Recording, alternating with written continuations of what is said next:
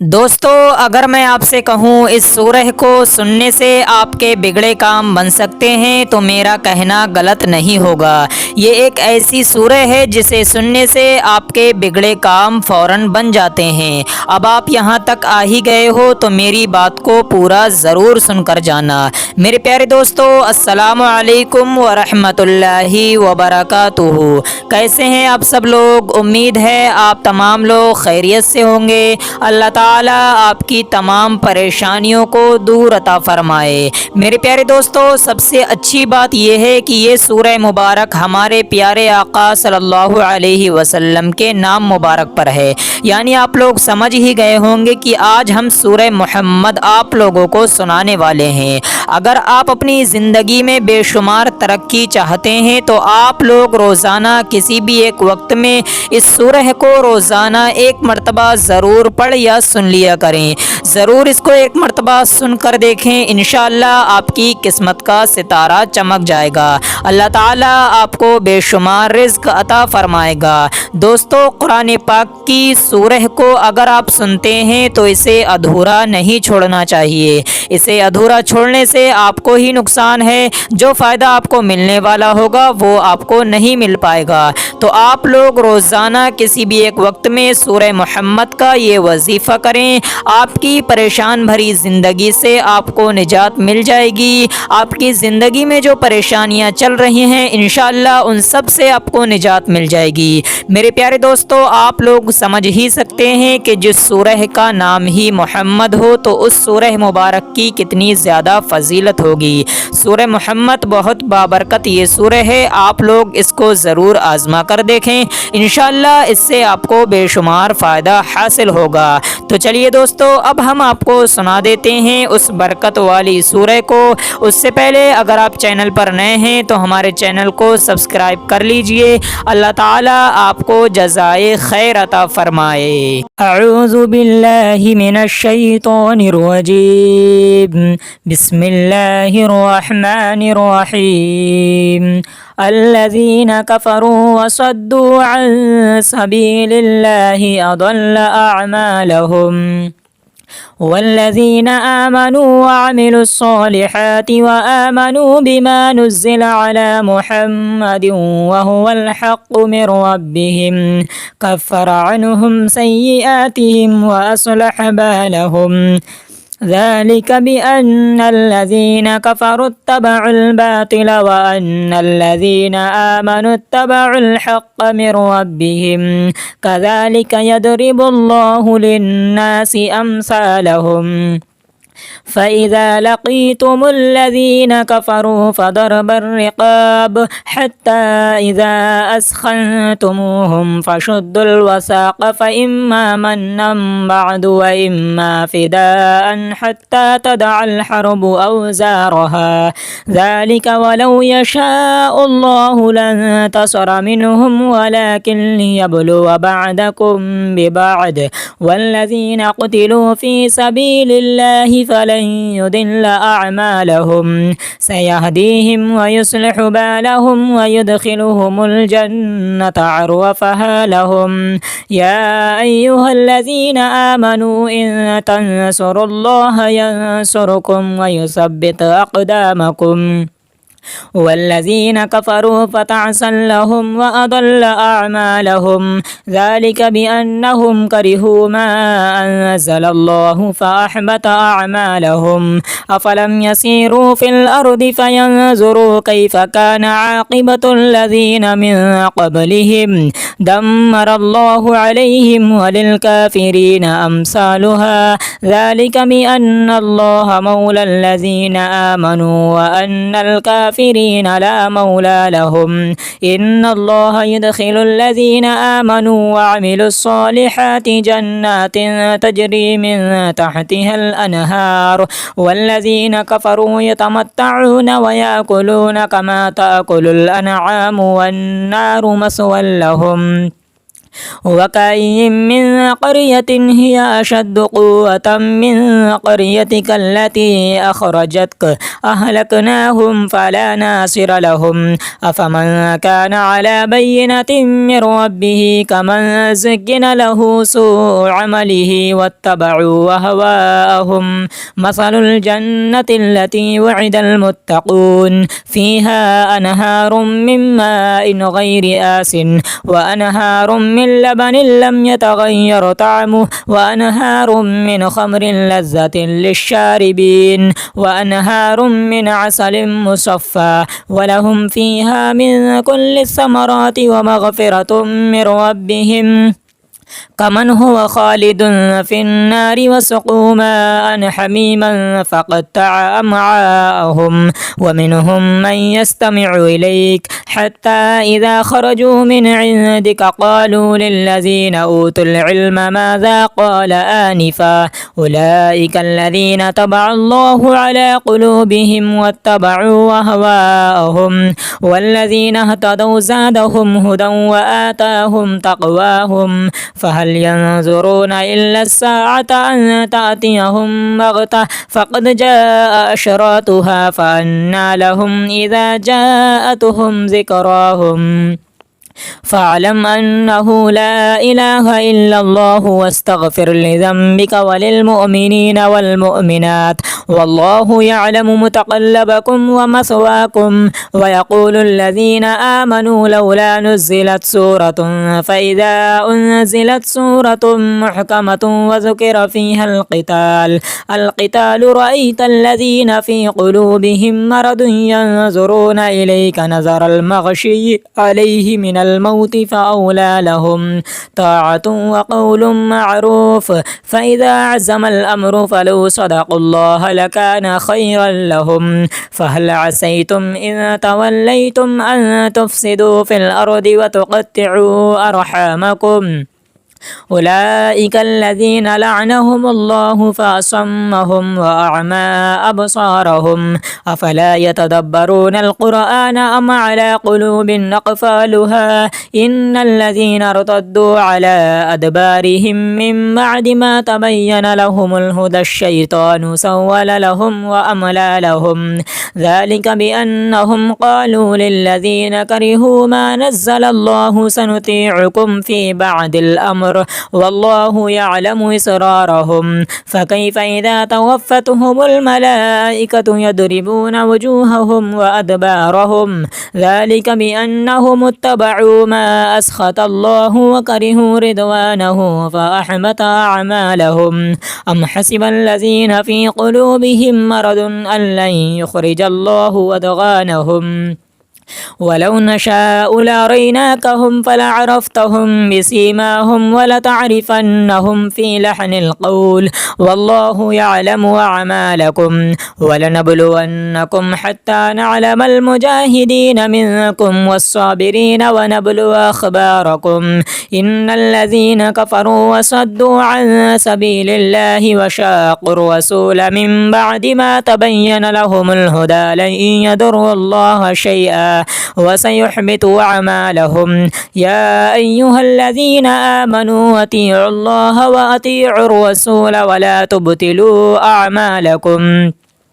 إن الذين كفروا وصدوا عن سبيل الله ثم ماتوا وهم كفار فلن يغفر الله لهم فلا تهنوا وتدعوا إلى السلم وأنتم الأعلون والله معكم ولن يتركم أعمالكم إنما الحياة الدنيا لعب ولهو وإن تؤمنوا وتتقوا يؤتكم أجوركم ولا يسألكم أموالكم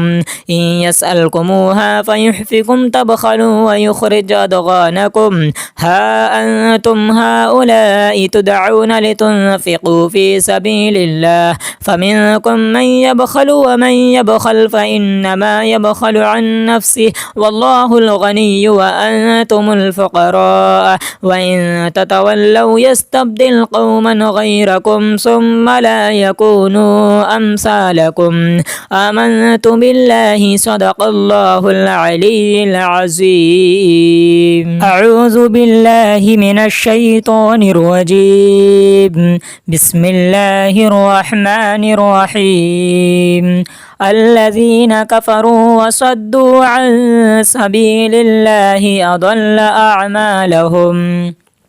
والذين آمنوا وعملوا الصالحات وآمنوا بما نزل على محمد وهو الحق من ربهم كفر عنهم سيئاتهم وأصلح بالهم. ذلك بأن الذين كفروا اتبعوا الباطل وأن الذين آمنوا اتبعوا الحق من ربهم كذلك يضرب الله للناس أمثالهم. فإذا لقيتم الذين كفروا فضرب الرقاب حتى إذا أسخنتموهم فشدوا الوثاق فإما منا بعد وإما فداء حتى تدع الحرب أوزارها. ذلك ولو يشاء الله لانتصر منهم ولكن ليبلو بعضكم ببعض. والذين قتلوا في سبيل الله فلن يضل أعمالهم سيهديهم ويصلح بالهم ويدخلهم الجنة عرفها لهم. يا أيها الذين آمنوا إن تنصروا الله ينصركم ويثبت أقدامكم. والذين كفروا فتعسا لهم وأضل أعمالهم. ذلك بأنهم كرهوا ما أنزل الله فأحبط أعمالهم. أفلم يسيروا في الأرض فينظروا كيف كان عاقبة الذين من قبلهم دمر الله عليهم وللكافرين أمثالها. ذلك بأن الله مولى الذين آمنوا وأن الكافرين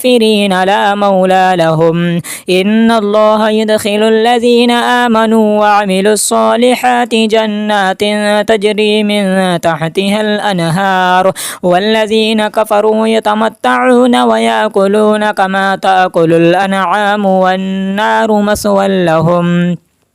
وكأين من قرية هي أشد قوة من قريتك التي أخرجتك أهلكناهم فلا ناصر لهم. أفمن كان على بينة من ربه كمن زين له سوء عمله واتبعوا أهواءهم. مثل الجنة التي وعد المتقون فيها أنهار من ماء غير آس وأنهار من لبن لم يتغير طعمه وأنهار من خمر لذة للشاربين وأنهار من عسل مصفى ولهم فيها من كل الثمرات ومغفرة من ربهم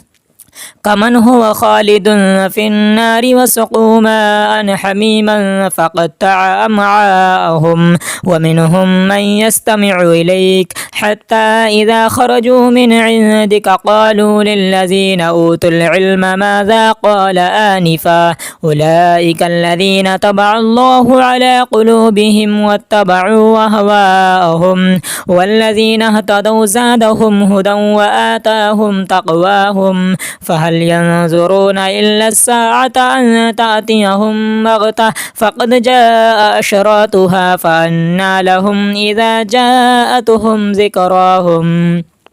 فاعلم أنه لا إله إلا الله واستغفر لذنبك وللمؤمنين والمؤمنات والله يعلم متقلبكم ومثواكم. ويقول الذين آمنوا لولا نزلت سورة فإذا أنزلت سورة محكمة وذكر فيها القتال رأيت الذين في قلوبهم مرض ينظرون إليك نظر المغشي عليه من الموت فأولى لهم طاعة وقول معروف. فإذا عزم الأمر فلو صدقوا الله لكان خيرا لهم. فهل عسيتم إن توليتم أن تفسدوا في الأرض وتقطعوا أرحامكم أولئك الذين لعنهم الله فأصمهم وأعمى أبصارهم أفلا يتدبرون القرآن أم على قلوب أقفالها إن الذين ارتدوا على أدبارهم من بعد ما تبين لهم الهدى الشيطان سول لهم وأملى لهم ذلك بأنهم قالوا للذين كرهوا ما نزل الله سنطيعكم في بعد الأمر والله يعلم إسرارهم فكيف إذا توفتهم الملائكة يضربون وجوههم وأدبارهم ذلك بأنهم اتبعوا ما أسخط الله وكرهوا رضوانه فأحبط أعمالهم أم حسب الذين في قلوبهم مرض أن لن يخرج الله أضغانهم ولو نشاء لأريناكهم فلعرفتهم بسيماهم ولتعرفنهم في لحن القول والله يعلم أعمالكم ولنبلونكم حتى نعلم المجاهدين منكم والصابرين ونبلو أخباركم إن الذين كفروا وصدوا عن سبيل الله وشاقوا الرسول من بعد ما تبين لهم الهدى لن يضروا الله شيئا وسيحبط أعمالهم يا أيها الذين آمنوا أطيعوا الله وأطيعوا الرسول ولا تبطلوا أعمالكم إن الذين كفروا وصدوا عن سبيل الله ثم ماتوا وهم كفار فلن يغفر الله لهم فلا تهنوا وتدعوا إلى السلم وأنتم الأعلون والله معكم ولن يتركم أعمالكم إنما الحياة الدنيا لعب ولهو وإن تؤمنوا وتتقوا يؤتكم أجوركم ولا يسألكم أموالكم إن يسألكم فيحفكم تبخلوا ويخرج أضغانكم ها أنتم هؤلاء تدعون لتنفقوا في سبيل الله فمنكم من يبخل ومن يبخل فإنما يبخل عن نفسه والله الغني وأنتم الفقراء وإن تتولوا يستبدل قوما غيركم ثم لا يكونوا أمثالكم آمنت بالله صدق الله العلي العظيم أعوذ بالله من الشيطان الرجيم بسم الله الرحمن الرحيم الذين كفروا وصدوا عن سبيل الله أضل أعمالهم والذين آمنوا وعملوا الصالحات وآمنوا بما نزل على محمد وهو الحق من ربهم كفر عنهم سيئاتهم وأصلح بالهم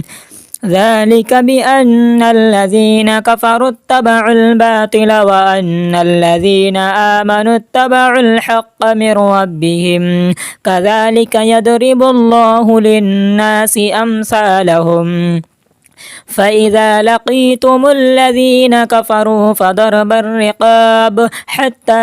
إذا أسخنتموهم فشدوا الوثاق فإما منا بعد وإما فداء حتى تدع الحرب أوزارها ذلك ولو يشاء الله لانتصر منهم ولكن ليبلو بعضكم ببعض والذين قتلوا في سبيل الله فلن يضل أعمالهم سيهديهم ويصلح بالهم ويدخلهم الجنة عرفها لهم يا أيها الذين آمنوا إن تنصروا الله ينصركم ويثبت أقدامكم والذين كفروا فتعسا لهم وأضل أعمالهم ذلك بأنهم كرهوا ما أنزل الله فأحبط أعمالهم أفلم يسيروا في الأرض فينظروا كيف كان عاقبة الذين من قبلهم دمر الله عليهم وللكافرين أمثالها ذلك بأن الله مولى الذين آمنوا وأن الكافرين والكافرين لا مولى لهم. إن الله يدخل الذين آمنوا وعملوا الصالحات جنات تجري من تحتها الأنهار والذين كفروا يتمتعون ويأكلون كما تأكل الأنعام والنار مثوى لهم. وكأي من قرية هي أشد قوة من قريتك التي أخرجتك أهلكناهم فلا ناصر لهم. أفمن كان على بينة من ربه كمن زين له سوء عمله واتبعوا وهواءهم. مثل الجنة التي وعد المتقون فيها أنهار من ماء غير آس وأنهار من لبن لم يتغير طعمه وأنهار من خمر لذة للشاربين وأنهار من عسل مصفى ولهم فيها من كل الثمرات ومغفرة من ربهم كمن هو خالد في النار وسقوا ماء حميما فقطع أمعاءهم. ومنهم من يستمع إليك حتى إذا خرجوا من عندك قالوا للذين أوتوا العلم ماذا قال آنفا أولئك الذين طبع الله على قلوبهم واتبعوا أهواءهم والذين اهتدوا زادهم هدى وآتاهم تقواهم. فهل ينظرون إلا الساعة أن تأتيهم بغتة فقد جاء أشراطها فأنى لهم إذا جاءتهم ذكراهم. فاعلم أنه لا إله إلا الله واستغفر لذنبك وللمؤمنين والمؤمنات والله يعلم متقلبكم ومثواكم. ويقول الذين آمنوا لولا نزلت سورة فإذا أنزلت سورة محكمة وذكر فيها القتال رأيت الذين في قلوبهم مرض ينظرون إليك نظر المغشي عليه من الموت فأولى لهم طاعة وقول معروف. فإذا عزم الأمر فلو صدقوا الله لكان خيرا لهم. فهل عسيتم إن توليتم أن تفسدوا في الأرض وتقطعوا أرحامكم أولئك الذين لعنهم الله فأصمهم وأعمى أبصارهم. أفلا يتدبرون القرآن أم على قلوب أقفالها. إن الذين ارتدوا على أدبارهم من بعد ما تبين لهم الهدى الشيطان سول لهم وأملى لهم. ذلك بأنهم قالوا للذين كرهوا ما نزل الله سنطيعكم في بعض الأمر والله يعلم إسرارهم. فكيف إذا توفتهم الملائكة يضربون وجوههم وأدبارهم. ذلك بأنهم اتبعوا ما أسخط الله وكرهوا رضوانه فأحبط أعمالهم. أم حسب الذين في قلوبهم مرض أن لن يخرج الله أضغانهم. ولو نشاء لأريناكهم فلعرفتهم بسيماهم ولتعرفنهم في لحن القول والله يعلم أعمالكم. ولنبلونكم حتى نعلم المجاهدين منكم والصابرين ونبلو أخباركم. إن الذين كفروا وصدوا عن سبيل الله وشاقوا الرسول من بعد ما تبين لهم الهدى لن يضروا الله شيئا وسيحبط أعمالهم. يا أيها الذين آمنوا أطيعوا الله وأطيعوا الرسول ولا تبطلوا أعمالكم. إن الذين كفروا وصدوا عن سبيل الله ثم ماتوا وهم كفار فلن يغفر الله لهم. فلا تهنوا وتدعوا إلى السلم وأنتم الأعلون والله معكم ولن يتركم أعمالكم. إنما الحياة الدنيا لعب ولهو وإن تؤمنوا وتتقوا يؤتكم أجوركم ولا يسألكم أموالكم. إن يسألكم تحبوها فيحفكم تبخلوا ويخرج أضغانكم ها أنتم هؤلاء تدعون لتنفقوا في سبيل الله فمنكم من يبخل ومن يبخل فإنما يبخل عن نفسه والله الغني وأنتم الفقراء وإن تتولوا يستبدل قوما غيركم ثم لا يكونوا أمثالكم آمنت بالله صدق الله العلي العظيم أعوذ بالله من الشيطان الرجيم بسم الله الرحمن الرحيم الذين كفروا وصدوا عن سبيل الله أضل أعمالهم والذين آمنوا وعملوا الصالحات وآمنوا بما نزل على محمد وهو الحق من ربهم كفر عنهم سيئاتهم وأصلح بالهم ذلك بأن الذين كفروا اتبعوا الباطل وأن الذين آمنوا اتبعوا الحق من ربهم كذلك يضرب الله للناس أمثالهم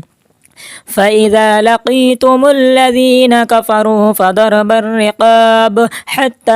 إذا أسخنتموهم فشدوا الوثاق فإما منا بعد وإما فداء حتى تدع الحرب أوزارها ذلك ولو يشاء الله لانتصر منهم ولكن ليبلو بعضكم ببعض والذين قتلوا في سبيل الله فلن يضل أعمالهم سيهديهم ويصلح بالهم ويدخلهم الجنة عرفها لهم يا أيها الذين آمنوا إن تنصروا الله ينصركم ويثبت أقدامكم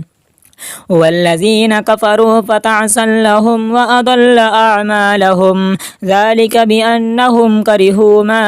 أنزل الله فأحبط أعمالهم أفلم يسيروا في الأرض فينظروا كيف كان عاقبة الذين من قبلهم دمر الله عليهم وللكافرين أمثالها ذلك بأن الله مولى الذين آمنوا وأن الكافرين لا مولى لهم إن الله يدخل الذين آمنوا وعملوا الصالحات جنات تجري من تحتها الأنهار والذين كفروا يتمتعون ويأكلون كما تأكل الأنعام والنار مثوى لهم وكأين من قرية هي أشد قوة من قريتك التي أخرجتك أهلكناهم فلا ناصر لهم أفمن كان على بينة من ربه كمن زين له سوء عمله واتبعوا وهواءهم مثل الجنة التي وعد المتقون فيها أنهار من ماء غير آس وأنهار من لبن لم يتغير طعمه وأنهار من خمر لذة للشاربين وأنهار من عسل مصفى ولهم فيها من كل الثمرات ومغفرة من ربهم كمن هو خالد في النار وسقوا ماء حميما فقطع أمعاءهم ومنهم من يستمع إليك حتى إذا خرجوا من عندك قالوا للذين أوتوا العلم ماذا قال آنفا أولئك الذين طبع الله على قلوبهم واتبعوا أهواءهم والذين اهتدوا زادهم هدى وآتاهم تقواهم فهل ينظرون إلا الساعة أن تأتيهم بغتة فقد جاء أشراطها فأنى لهم إذا جاءتهم ذكراهم فاعلم أنه لا إله إلا الله واستغفر لذنبك وللمؤمنين والمؤمنات والله يعلم متقلبكم ومثواكم ويقول الذين آمنوا لولا نزلت سورة فإذا أنزلت سورة محكمة وذكر فيها القتال رأيت الذين في قلوبهم مرض ينظرون إليك نظر المغشي عليه من الموت فأولى لهم طاعة وقول معروف فإذا عزم الأمر فلو صدقوا الله لكان خيرا لهم فهل عسيتم إن توليتم أن تفسدوا في الأرض وتقطعوا أرحامكم أولئك الذين لعنهم الله فأصمهم وأعمى أبصارهم أفلا يتدبرون القرآن أم على قلوب أقفالها إن الذين ارتدوا على أدبارهم من بعد ما تبين لهم الهدى الشيطان سول لهم وأملى لهم ذلك بأنهم قالوا للذين كرهوا ما نزل الله سنطيعكم في بعض الأمر والله يعلم إسرارهم فكيف إذا توفتهم الملائكة يضربون وجوههم وأدبارهم ذلك بأنهم اتبعوا ما أسخط الله وكرهوا رضوانه فأحبط أعمالهم أم حسب الذين في قلوبهم مرض أن لن يخرج الله أضغانهم ولو نشاء لأريناكهم فلعرفتهم بسيماهم ولتعرفنهم في لحن القول والله يعلم أعمالكم ولنبلونكم حتى نعلم المجاهدين منكم والصابرين ونبلو أخباركم إن الذين كفروا وصدوا عن سبيل الله وشاقوا الرسول من بعد ما تبين لهم الهدى لن يضروا الله شيئا وسيحبط أعمالهم يا أيها الذين آمنوا أطيعوا الله وأطيعوا الرسول ولا تبطلوا أعمالكم إن الذين كفروا وصدوا عن سبيل الله ثم ماتوا وهم كفار فلن يغفر الله لهم فلا تهنوا وتدعوا إلى السلم وأنتم الأعلون والله معكم ولن يتركم أعمالكم إنما الحياة الدنيا لعب ولهو وإن تؤمنوا وتتقوا يؤتكم أجوركم ولا يسألكم أموالكم إن يسألكموها فيحفكم تبخلوا ويخرج أضغانكم ها أنتم هؤلاء تدعون لتنفقوا في سبيل الله فمنكم من يبخل ومن يبخل فإنما يبخل عن نفسه والله الغني وأنتم الفقراء وإن تتولوا يستبدل قوما غيركم ثم لا يكونوا أمثالكم آمنت بالله صدق الله العلي العظيم أعوذ بالله من الشيطان الرجيم بسم الله الرحمن الرحيم الذين كفروا وصدوا عن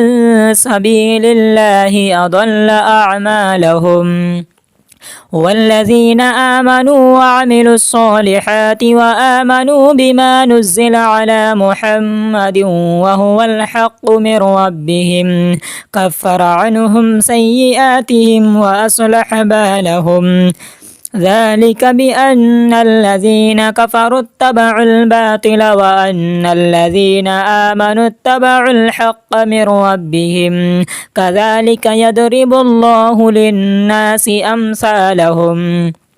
فإذا لقيتم الذين كفروا فضرب الرقاب حتى إذا أسخنتموهم فشدوا الوثاق فإما منا بعد وإما فداء حتى تدع الحرب أوزارها ذلك ولو يشاء الله لانتصر منهم ولكن ليبلو بعضكم ببعض والذين قتلوا في سبيل الله فلن يضل أعمالهم سيهديهم ويصلح بالهم ويدخلهم الجنة عرفها لهم يا أيها الذين آمنوا إن تنصروا الله ينصركم ويثبت أقدامكم والذين كفروا فتعسا لهم وأضل أعمالهم ذلك بأنهم كرهوا ما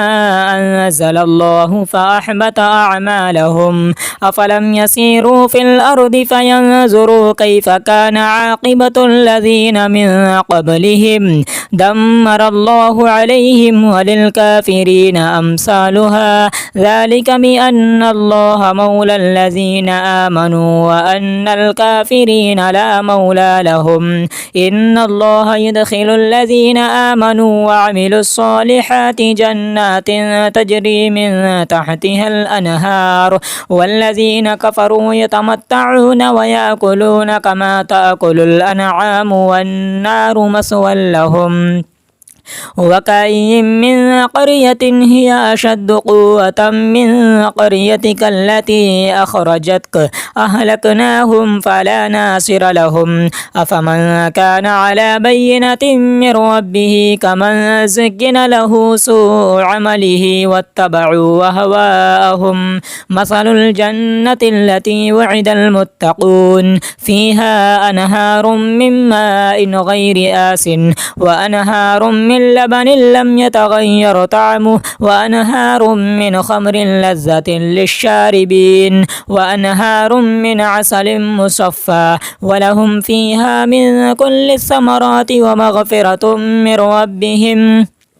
كمن هو خالد في النار وسقوا ماء حميما فقطع أمعاءهم ومنهم من يستمع إليك حتى إذا خرجوا من عندك قالوا للذين أوتوا العلم ماذا قال آنفا أولئك الذين طبع الله على قلوبهم واتبعوا أهواءهم والذين اهتدوا زادهم هدى وآتاهم تقواهم فهل ينظرون إلا الساعة أن تأتيهم بغتة فقد جاء أشراطها فأنى لهم إذا جاءتهم ذكراهم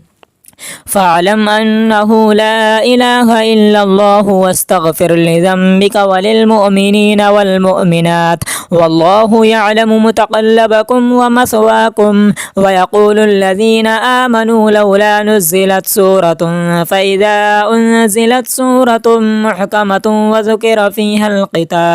القتال رأيت الذين في قلوبهم مرض ينظرون إليك نظر المغشي عليه من الموت فأولى لهم طاعة وقول معروف فإذا عزم الأمر فلو صدقوا الله لكان خيرا لهم فهل عسيتم إن توليتم أن تفسدوا في الأرض وتقطعوا أرحامكم أولئك الذين لعنهم الله فأصمهم وأعمى أبصارهم أفلا يتدبرون القرآن أم على قلوب أقفالها إن الذين ارتدوا على أدبارهم من بعد ما تبين لهم الهدى الشيطان سول لهم وأملى لهم ذلك بأنهم قالوا للذين كرهوا ما نزل الله سنطيعكم في بعض الأمر والله يعلم إسرارهم فكيف إذا توفتهم الملائكة يضربون وجوههم وأدبارهم ذلك بأنهم اتبعوا ما أسخط الله وكرهوا رضوانه فأحبط أعمالهم أم حسب الذين في قلوبهم مرض أن لن يخرج الله أضغانهم ولو نشاء لأريناكهم فلعرفتهم بسيماهم ولتعرفنهم في لحن القول والله يعلم أعمالكم ولنبلونكم حتى نعلم المجاهدين منكم والصابرين ونبلو أخباركم إن الذين كفروا وصدوا عن سبيل الله وشاقوا الرسول من بعد ما تبين لهم الهدى لن يضروا الله شيئا وسيحبط أعمالهم يا أيها الذين آمنوا أطيعوا الله وأطيعوا الرسول ولا تبطلوا أعمالكم إن الذين كفروا وصدوا عن سبيل الله ثم ماتوا وهم كفار فلن يغفر الله لهم فلا تهنوا وتدعوا إلى السلم وأنتم الأعلون والله معكم ولن يتركم أعمالكم إنما الحياة الدنيا لعب ولهو وإن تؤمنوا وتتقوا يؤتكم أجوركم ولا يسألكم أموالكم إن يسألكموها فيحفكم تبخلوا ويخرج أضغانكم ها أنتم هؤلاء تدعون لتنفقوا في سبيل الله فمنكم من يبخل ومن يبخل فإنما يبخل عن نفسه والله الغني وأنتم الفقراء وإن تتولوا يستبدل قوما غيركم ثم لا يكونوا أمثالكم آمنت بالله صدق الله العلي العظيم أعوذ بالله من الشيطان الرجيم بسم الله الرحمن الرحيم الذين كفروا وصدوا عن سبيل الله أضل أعمالهم والذين آمنوا وعملوا الصالحات وآمنوا بما نزل على محمد وهو الحق من ربهم كفر عنهم سيئاتهم وأصلح بالهم ذلك بأن الذين كفروا اتبعوا الباطل وأن الذين آمنوا اتبعوا الحق من ربهم كذلك يضرب الله للناس أمثالهم فإذا لقيتم الذين كفروا فضرب الرقاب حتى إذا أسخنتموهم فشدوا الوثاق فإما منا بعد وإما فداء حتى تدع الحرب أوزارها ذلك ولو يشاء الله لانتصر منهم ولكن ليبلو بعضكم ببعض والذين قتلوا في سبيل الله فلن يضل أعمالهم سيهديهم ويصلح بالهم ويدخلهم الجنة عرفها لهم يا أيها الذين آمنوا إن تنصروا الله ينصركم ويثبت أقدامكم والذين كفروا فتعسا لهم وأضل أعمالهم ذلك بأنهم كرهوا ما أنزل الله فأحبط أعمالهم أفلم يسيروا في الأرض فينظروا كيف كان عاقبة الذين من قبلهم دمر الله عليهم وللكافرين أمثالها ذلك بأن الله مولى الذين آمنوا وأن الكافرين لا مولى لهم إن الله يدخل الذين آمنوا وعملوا الصالحات جنات تجري من تحتها الأنهار والذين كفروا يتمتعون ويأكلون كما تأكل الأنعام والنار مثوى لهم وكأي من قرية هي أشد قوة من قريتك التي أخرجتك أهلكناهم فلا ناصر لهم أفمن كان على بينة من ربه كمن زين له سوء عمله واتبعوا وهواءهم مثل الجنة التي وعد المتقون فيها أنهار من ماء غير آس وأنهار من لبن لم يتغير طعمه وأنهار من خمر لذة للشاربين وأنهار من عسل مصفى ولهم فيها من كل الثمرات ومغفرة من ربهم كمن هو خالد في النار وسقوا ماء حميما فقطع أمعاءهم ومنهم من يستمع إليك حتى إذا خرجوا من عندك قالوا للذين أوتوا العلم ماذا قال آنفا أولئك الذين طبع الله على قلوبهم واتبعوا أهواءهم والذين اهتدوا زادهم هدى وآتاهم تقواهم فهل ينظرون إلا الساعة أن تأتيهم بغتة فقد جاء أشراطها فأنى لهم إذا جاءتهم ذكراهم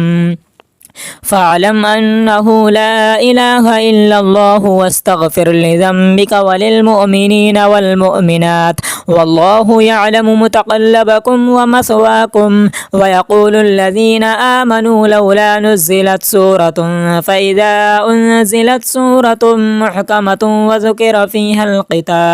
القتال رأيت الذين في قلوبهم مرض ينظرون إليك نظر المغشي عليه من الموت فأولى لهم طاعة وقول معروف. فإذا عزم الأمر فلو صدقوا الله لكان خيرا لهم. فهل عسيتم إن توليتم أن تفسدوا في الأرض وتقطعوا أرحامكم؟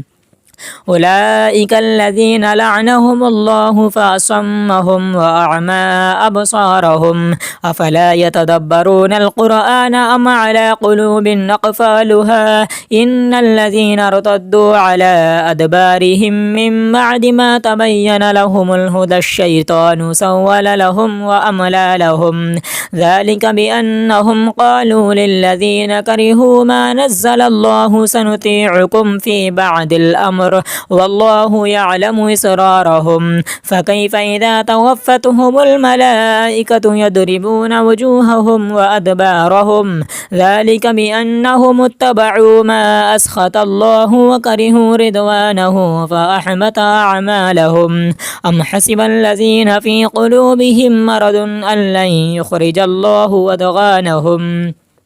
ولو نشاء لأريناكهم فلعرفتهم بسيماهم ولتعرفنهم في لحن القول والله يعلم أعمالكم. ولنبلونكم حتى نعلم المجاهدين منكم والصابرين ونبلو أخباركم. إن الذين كفروا وصدوا عن سبيل الله وشاقوا الرسول من بعد ما تبين لهم الهدى لن يضروا الله شيئا وسيحبط أعمالهم. يا أيها الذين آمنوا أطيعوا الله وأطيعوا الرسول ولا تبطلوا أعمالكم.